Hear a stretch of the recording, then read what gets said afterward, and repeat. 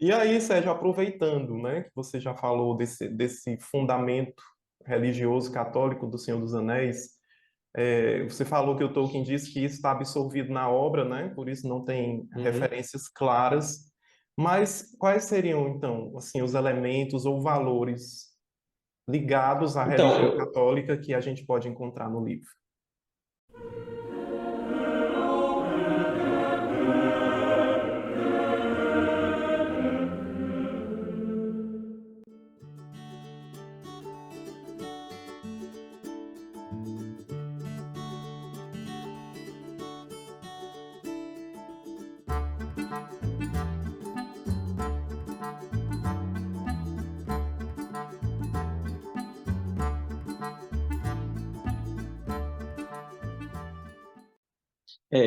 vou dar exemplos assim, práticos, entre aspas. Por exemplo, a gente tem a questão do Boromir, que o Boromir é aquele grande homem altivo e tal, orgulhoso, mas que ele, no fundo, ele queria o bem. Só que para alcançar o bem, ele queria pegar o anel, né? Um anel e tomar do Frodo e usar ele contra o próprio inimigo. E aí ele faz aquela traição, né? Ele trai o Frodo, trai a sociedade, tenta tomar o anel do Frodo e tal, e o Frodo foge. Só que logo depois o Boromir se arrepende. Ele se arrepende e ele tenta reparar o erro dele. Como? Defendendo os hobbits que restaram, né? O Pippin e o Merry. É, e aí ele morre lutando por eles, ou seja, uma reparação e uma pena por aquilo que ele fez. E quando ele está nos braços do Aragorn, ele confessa para o Aragorn que o que ele fez, né? Ele disse, não, eu traí e tal, tal, tal, tal. E naquele momento ali, o que a gente vê praticamente é o sacramento da confissão, né? Quem quiser se aprofundar, tem um vídeo lá no Guardião Católico, né? Que é o Boromir e o Sacramento da Confissão. Então, só estou falando por alto, né? O Boromir ele se confessa ali com o Aragorn, inclusive o Aragorn meio que absolve ele. O Aragorn está numa posição ali de padre, entre aspas, né? Se você comparar a situação do nosso mundo primário com o secundário, é praticamente um padre. Ele diz, não, você não, né? Você não traiu e tal, praticamente dá uma absolvição a ele. Então, esse é um momento que demonstra um sacramento da Igreja Católica, que é o sacramento da confissão. A gente pode falar também por exemplo, do significado do um anel. Não lembro se tem essa pergunta aí. Tem, João? Não, então eu vou falar depois. Por exemplo, a figura de Cristo, né, que eu falei há pouco. Você não tem uma pessoa, um personagem que diga, esse aqui é o Cristo todinho, né? Tudo que ele fez é igual ao Cristo. Não tem. Mas você tem vários personagens que, um momento ou outro, eles estão próximos daquilo que Cristo fez. E até interessante porque teve um autor, quando Tolkien era vivo, que falou desse aspecto, né, das figuras, é, das três figuras de Cristo no Senhor dos Anéis.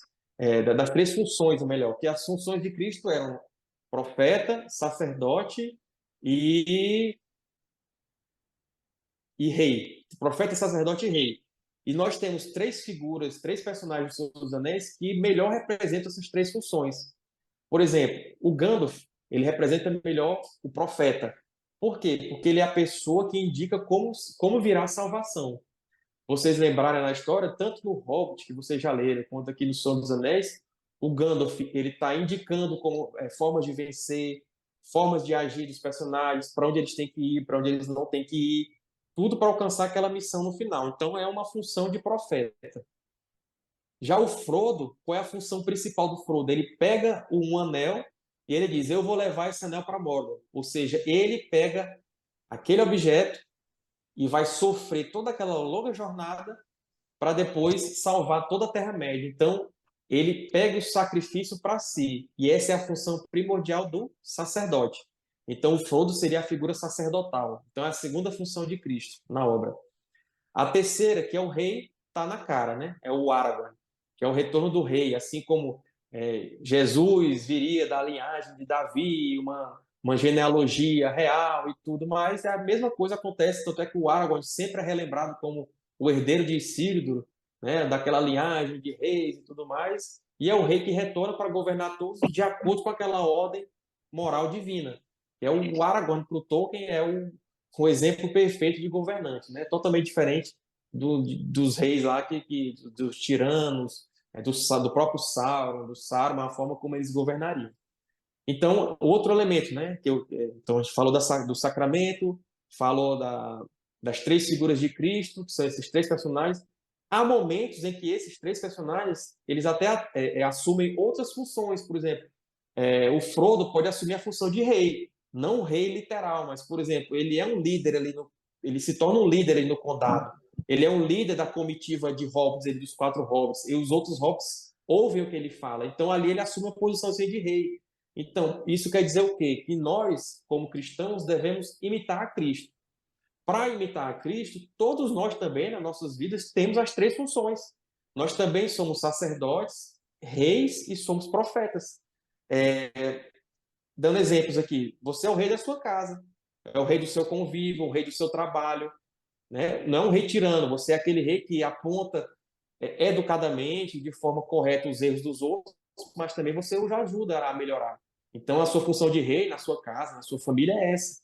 Você é sacerdote. O que a gente faz aqui na internet? O Júnior no Shalom, eu faço aqui no Guardião Católico, a gente mostra o caminho, né? A gente quer espalhar os caminhos da salvação através da igreja. Então, esse a gente se sacrifica por isso também. Né? Essa é a função de sacerdote. E a função aliás, essa é de profeta, né? A de sacerdote é você assumir o sacrifício diário. Você não vai ter um mar de rosas na sua vida toda. Você vai ter que lutar, você vai ter que batalhar, vai ter que passar pelas agruras da vida, né? Você vai ter que se sacrificar pelos outros, inclusive, pela sua família, pelos seus amigos. E essa é uma função de sacerdote. Então, essas funções de Cristo, os personagens de Tolkien imitam, e você lendo aquela obra literária, você entendendo isso, que você também tem que se sacrificar, tem que mostrar o caminho para os outros, tem que ordenar as coisas, você também vai estar imitando Cristo. Então, olha o reflexo que a gente pode fazer, né? Você tem a Boa Nova, né? A palavra, o Novo Testamento, o que Cristo ensinou. Aí você tem a obra do Tolkien, que está refletindo aquilo da obra maior, e aí você vai imitar aqui na sua vida cotidiana. Então, essa é a grandeza do Tolkien, né? Essa é a grandeza do cristianismo que está presente no Tolkien. Muitas pessoas até fazem isso sem ter a plena consciência de que eles estão fazendo um reflexo do que Cristo ensinou. Essa é que é a beleza do Tolkien, porque ele não é alegoria, não é alegórico, mas ele está fazendo aquela função a qual ele foi destinado, que é imitar Cristo, né? E o Tolkien, ele tem trabalhos acadêmicos, né, sobre história de fadas, onde ele fala isso, que quem cria um conto de fadas, na verdade, ele está fazendo a vontade de Deus. Ele está escrevendo porque, para ele, o conto de fadas era um reflexo do verdadeiro conto de fadas, que seria o Evangelho, né? A morte, o nascimento, morte e ressurreição de Cristo. Para ele, esse foi o grande conto de fadas real que aconteceu, do qual todos os outros derivam. Eu não vou entrar muito aqui, porque senão fica muito filosófico. Mas é isso. E aí você tem, por exemplo, o livro mais recente da Terra-média, que é A Natureza da Terra-média, trouxe vários outros elementos cristãos, católicos na obra. Por exemplo, questão do odor de santidade. Na obra do Tolkien, existem alguns seres angelicais. Né? O próprio Tolkien faz essa comparação. Né? Não é uma comparação exata, mas são equivalentes ali. Né? No nosso mundo primário tem os anjos, lá dentro tem os Ainur, que são os Valar e os Maiar, onde os Valar são os regentes do mundo, né? São a classe superior, e os Maiar estão embaixo ali, mas são servos dos Valar e ajudam eles a ordenar o mundo. Então eles têm um odor. Então os Valar, né? Os Maiar, melhor dizendo, do mal, né? Os malignos, quando eles estavam sem corpo físico e eles passavam perto dos elfos lá em Valinor, na Terra Abençoada, eles sentiam aquele fedor, né? Ou seja, eles estão sentindo aquele ali porque é um ser maligno.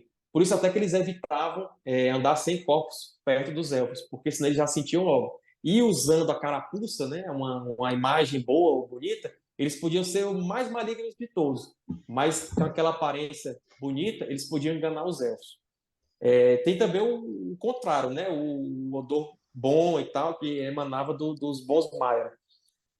O que mais? Tem a questão dos corpos incorruptos também, que nós temos muitos casos na Igreja Católica, né, de santos que centenas ou dezenas de anos depois os corpos estão ou incorruptos ou praticamente incorruptos, mesmo sem a utilização, né, daquele de embalsamento e tudo mais.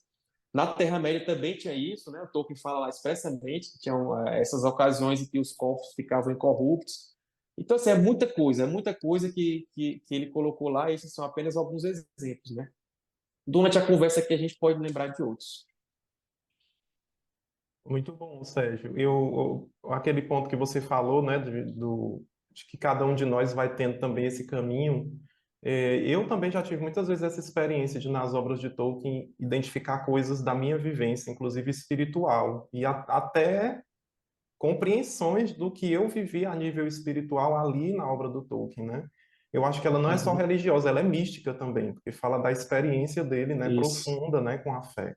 E aí eu queria, ainda nesse ponto dos elementos, você falou aí do munus de Cristo, né? O sacerdote, profeta Uhum. e rei. E a gente sabe que Tolkien também amava muito Nossa Senhora. E aí eu Uhum. queria perguntar a você se a gente pode reconhecer em algum momento essa devoção à Nossa Senhora dentro do Senhor dos Anéis. Uhum. O pessoal, os leitores estudiosos da época, né, já viu a comparação de Nossa Senhora com Galadriel, né? E o Tolkien fala o seguinte, ele realmente, Nossa Senhora para mim foi o modelo que eu utilizei de majestade e beleza. E tem muito de majestade e de beleza em Galadriel. Porém, ele faz uma ressalva, né, que a Galadriel, ela era uma penitente. Ela tinha praticado o pecado no passado, ela foi uma rebelde, né, e só muito tempo depois que ela foi redimida. Quando ela nega, não vou dar o spoiler aqui, mas tem no filme, né? Quando o Frodo oferece o anel para ela, né, um anel, e aí ela nega, né, diz, não, vou me recolher e vou para o oeste. Nesse momento ela foi redimida. Mas Nossa Senhora não precisou ser redimida, né? Ela, nem o pecado original tocou a Nossa Senhora. Mas é como eu falei, não existe um personagem que encarne 100% a figura real. São elementos. Então, nós temos a Galadriel, o próprio Aragorn, né, na sua realeza, também tem elementos de Nossa Senhora, porque o próprio Tolkien disse, né, que o modelo de realeza para o Tolkien foi Nossa Senhora. E nós sabemos que Nossa Senhora na Igreja Católica, né, para todos nós, é rainha de todos os santos, né? Então, tem muito disso aí nos reis valorosos lá da Terra-média, como Aragorn. E a gente pode ver outras coisas também, por exemplo, na Melian, né? Na sabedoria da Melian. É isso. Acho que não tem muito. É mais em Galadriel, Melian, na realeza do Aragorn. É mais isso, né? A devoção de Tolkien por Nossa Senhora está registrada lá nas cartas, está na própria vida pessoal dele. É, Tem relatos de quando ele foi para a guerra, né? Porque participou da Primeira Guerra Mundial. Ele deixava um rosário, né? Um terço ali no criado mudo dele, então ele devia rezar o terço, óbvio. Então, a devoção, assim, para ele, eu acho que depois da comunhão, né? Depois da Eucaristia, acho que Nossa Senhora, né? A devoção à Nossa Senhora estava bem ali, nos primeiros lugares ali da devoção do Tolkien, né? Eu acho que tem é claro que a gente não pode dizer que é proposital, porque o Tolkien não gostava de alegorias, né? Mas a própria Arwen também era conhecida como estrela vespertina. Uhum. Isso é um título Isso, também mariano, né? de Nossa Senhora, Título isso, muito caro, também. né? De Nossa Senhora na igreja. Então, Uhum. eu acho que ele fez isso, né? Ele foi diluindo, né? Esse amor, essa beleza Uhum. da Virgem Maria também nessas personagens, né? E é interessante, ele Sim. sempre apresenta numa realeza, né? Numa dimensão de realeza, essas mulheres, né? As mulheres élficas também, né? Uhum. Esse elemento de realeza é muito marcante, né? E é engraçado porque, assim como Nossa Senhora não recebeu nenhuma coroa, né, enquanto estava aqui, a Galadriel também não, mas ela é referenciada como uma rainha lá na Terra-média. O pessoal até confunde muito, né? Ela não chega a ter o título de rainha, mas ela era como se fosse uma rainha. Inclusive, na rima do anel, né, são três para os três reis élficos, né, sobre o céu. E os três reis, mas a Galadriel não era rainha. Então, o próprio a rima do anel coloca ela como rainha, né? Interessante. Interessante esse detalhe, nunca tinha me dado conta dele.